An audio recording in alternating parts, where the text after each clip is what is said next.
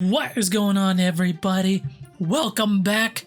The new game pickups. The pickups, man, they continue. They keep on coming. And so today, of course, we'll be highlighting some of the new and old games that we've recently added to the collection. And we got some good stuff today, I think. And of course, last video, I think I was talking about the old Nintendo 64 and how we're really working on building up that collection, kind of shifting some of our focus over to the N64. However, today, not a single new N64 game. However, the next video will pretty much entirely be dedicated to N64, so stay tuned for that. But regardless, we got some cool stuff. And we'll start off with a couple games that came out recently, just this month, for the Nintendo Switch. And we'll start it off with Warioware, Get It Together. And this one is like an entirely multiplayer focused Warioware game, which is super cool. And I think me and the girlfriend might be playing some of this on the channel pretty soon, because I love the Warioware games. I just realized I did not notice that the front it's throwing me off, dude. The front cover of this game, like Warioware, he's doing the splits, but the pants, his crotch, it's split right open. I did not notice that before. God damn, they went for it, dude. That's hilarious. But I love the Warioware games, man. So I was really excited for this one. I'm glad it's not a full price game. And man, like I know, like I was talking about building up the GameCube collection. We're almost done with the GameCube collection. It's looking pretty good. It's in a good spot. However, the Warioware GameCube game is one of the last few that I'm looking for. And dude, it's dicey. That game, it's getting up there. You wouldn't think like Warioware would get up there for the GameCube, but it is, and it's messed up. So it's like, what do I do? Do I wait? But then the price might go up, might go down, but I don't think so. So I don't know. Moving on. Still on the Nintendo Switch. This just arrived today, literally like a couple hours ago. And I was so excited, and I just played through some of it.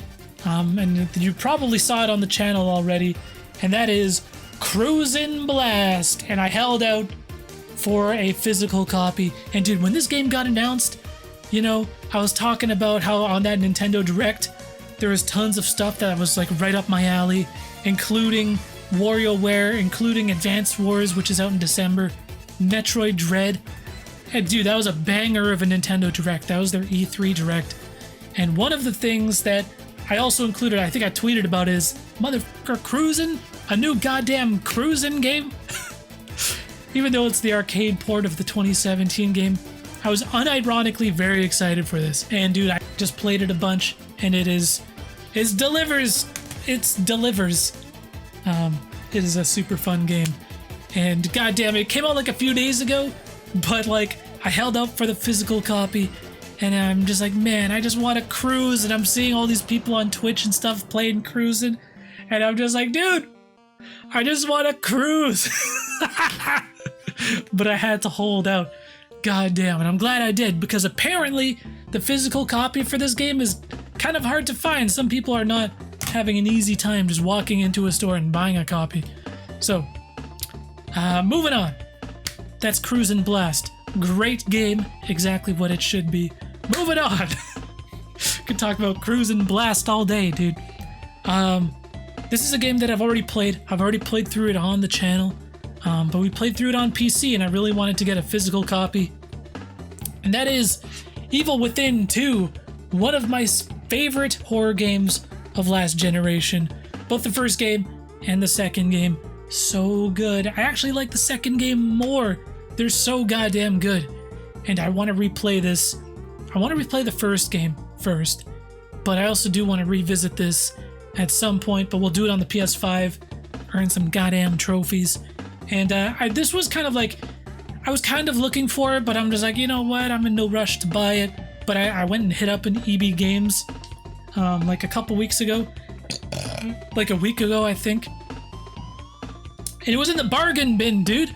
I was like, oh shit, well, may as well pull the trigger now, because it was in the goddamn bargain bin.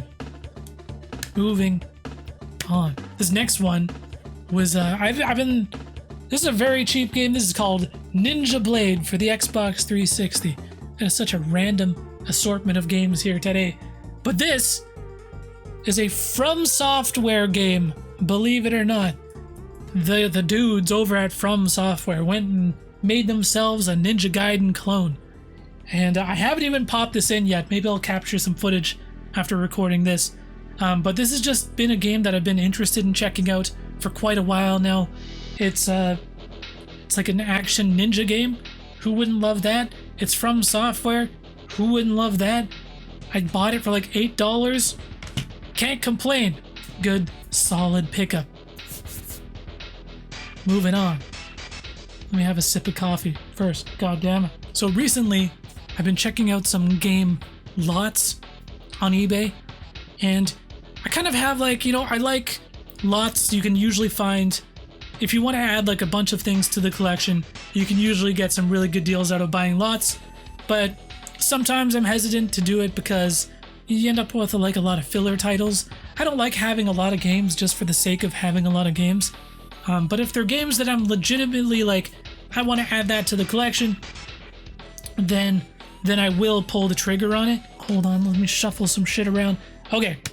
But sometimes, like for me, the sweet spot for buying a lot is like maybe like 5-6 games or something like that. And they're things that like I actually legitimately would want to have on my shelf. And so recently I bought one. There's some Wii games, which of course we're working on right now. And then there was one GameCube game, which I was looking for. So we got, starting it off, this is a 5-game lot that I bought on eBay, got a really good deal on it, killer deal on it, actually. Like I sniped it, it was an auction, and like there was like one other bidder, and I'm just like, okay, I'll just slide right in, and bam, I won it in like the last minute. Anyway, starting it off, we got Wii, Mario and Sonic at the Olympic Winter Games. Usually I wouldn't really give a shit about these kinds of games, but it's just a bunch of random, like there's like mini games, based around winter sports, right? However, I'm just like, you know what? This is a game I should have for one very important reason. The fucking Winter Olympics, Vancouver 2010, that's my home turf. So I'm just like, yo, why do I not have this? I should probably have that. And, dude, when the Winter Olympics hit Vancouver, I was like a, spring chicken. I was like 19 years old or something like that. And there was so many parties and so many like events happening, and we went in, and it was a great time. Moving on. This is also a game that I've wanted to add to the collection for a long time, because this was, the first one was an exclusive to the Wii, and I think the sequel was not. You guys might have to fact check me on that one. But anyways, this is Disney's Epic Mickey. This is like a 3D platformer game. And this actually has some like legitimate talent behind it, the people who are making it. Okay, that's what it was. It was Warren Spector. I remember hearing about that. And it was a big deal back in the day. So Warren Spector, he was like famous for System Shock and Deus Ex, like the original one. And so it was a really big deal. He was directing this game after like quite a bit of time off. And there was actually a lot of hype around this game. Not only because Warren Spector was involved, but it was also, I remember there was like leaked concept art and stuff like that, and it looked all dark and stuff.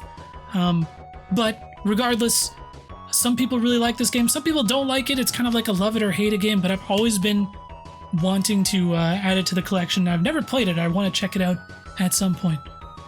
Next, moving on. Again, this is still all in the same lot of games.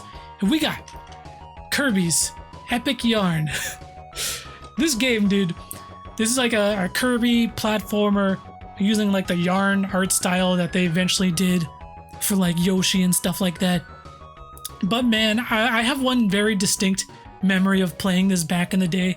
And I was playing it with one of my friends, Lou, who of course we played through Resident Evil with and stuff.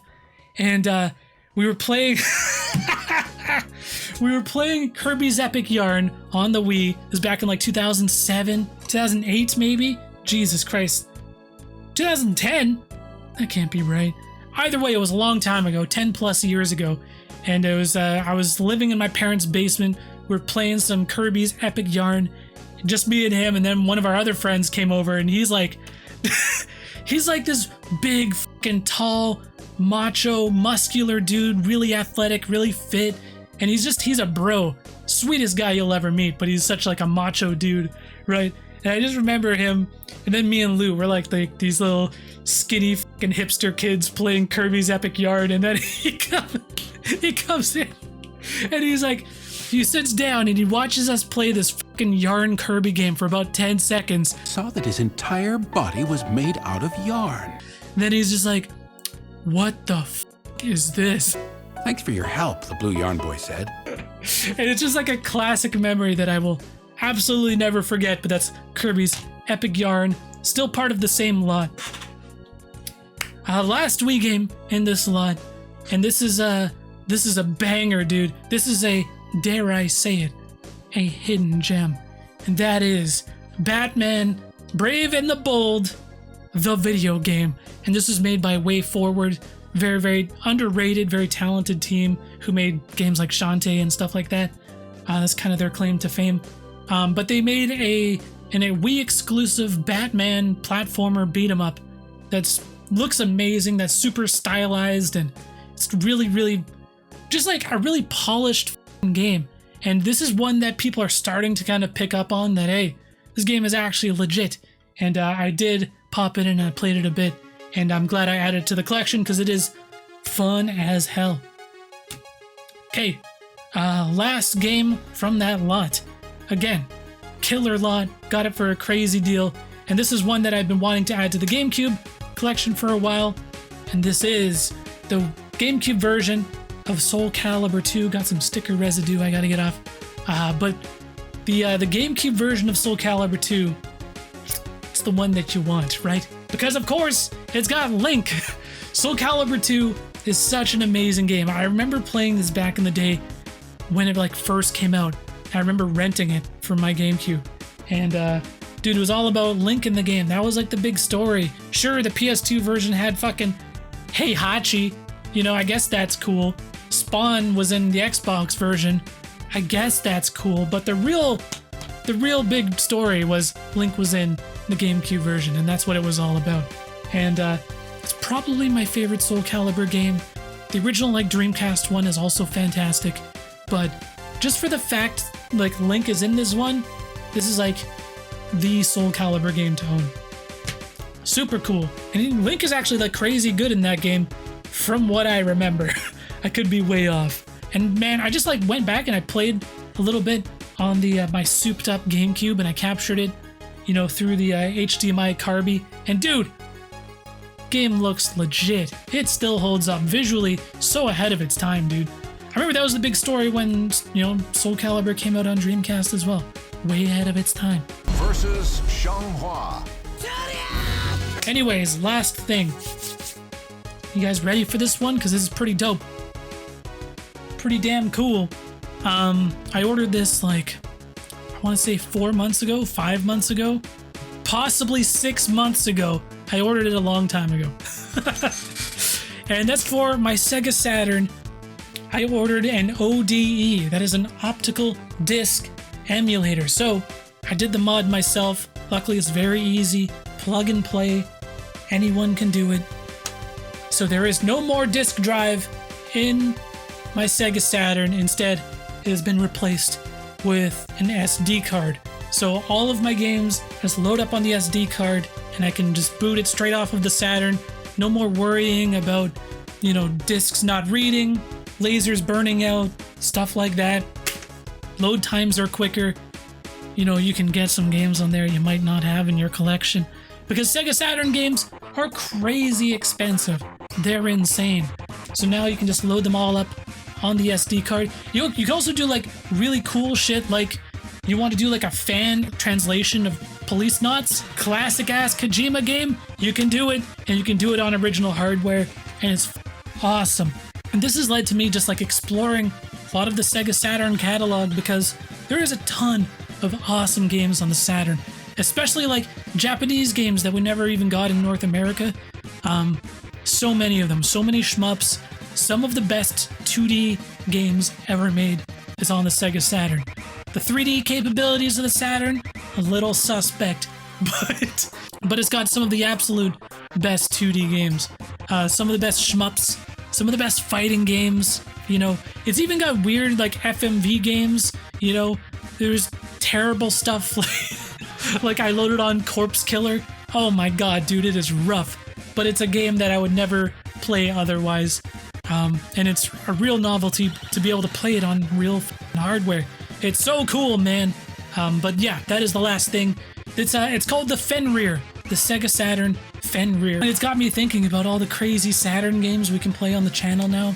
Possibilities are endless, dude. There's so many nuggets, so many hidden gems on that goddamn console. So we'll try to find some and we'll play some at some point on the channel. We're so busy, dude. We got Metroid Fusion coming up. I gotta finish that. Then we got Metroid Dread, and that's like, dude, that's like maybe 3 weeks away. So we gotta get a move on. Anyways, guys, that is it for this episode of New and Old Games. Going over the new games we've added to the collection, and we'll have a huge N64 episode. I don't want to say huge, but we'll have a real solid N64 episode probably in a couple weeks. And yeah, until then, guys, thanks so much for watching, and let me know if there's any Saturn games you guys want to see me play, because I can play anything, okay? You fucking name it and we'll do it. Thanks for watching, guys. Peace.